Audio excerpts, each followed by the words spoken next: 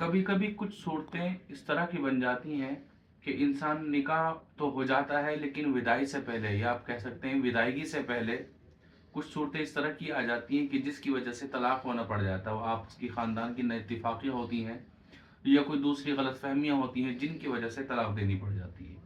इस सूरत में जिस औरत को, जिस लड़की को अभी विदाई से पहले ही या खिलवत सहीहा से पहले ही तलाक हो गया है, निकाह होने के बाद, उस औरत के महर का क्या करना है, उसको कितने महर देने हैं, महर देने भी हैं या नहीं देने हैं, इससे रिलेटेड मैं आज आप लोगों के सामने वीडियो बना रहा हूँ। उम्मीद ये है कि इंशाल्लाह आप लोग आखिर तक वीडियो के साथ जुड़े रहेंगे और जिन सवालात को लेकर के आप मुश्किल में घूमते फिरते हैं, उस सवाल का, एक बेहतरीन सवाल का आपको बेहतरीन जवाब मैं देने की कोशिश करूँगा।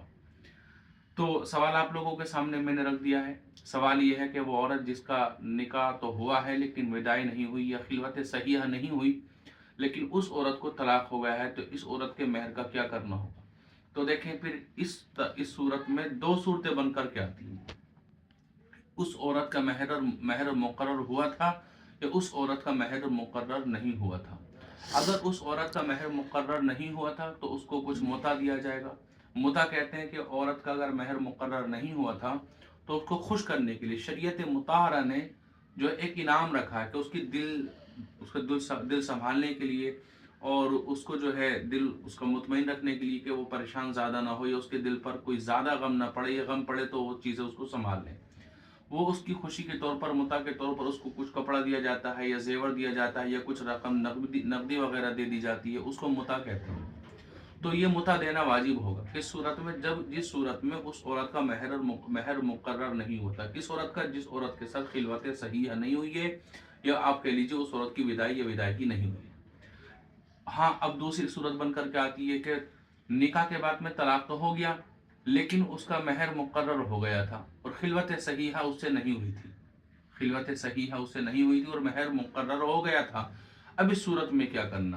तो इस सूरत में उसको मुता नहीं दिया जाएगा, उसको जितना महर बांधा था उसका निस्फ दिया जाएगा, उसका आधा दिया जाएगा। मसलन महर अगर 10,000 रुपये बंधे थे ऐसी औरत के जिस औरत से खिलवत सहीहा नहीं हुई थी निकाह के बाद में, तो उस औरत को 10,000 बंधे थे तो 5,000 दिए जाएंगे, आधा महर उसका दिया जाएगा। अब रही सूरत ऐसी कि जिस औरत के साथ खिलवत सहीहा हो गई थी, निकाह के बाद में खिलवत सहीहा हो गई थी या फिर विदाई हो गई थी, तो उस औरत के साथ भी दो कंडीशन होती हैं। उसके महर मुकर्रर हुए थे या उसके महर मुकर्रर नहीं हुए थे। बाई चांस मान लें महर मुकर्रर नहीं कर पाए तो उस सूरत में फिर क्या मसला होगा।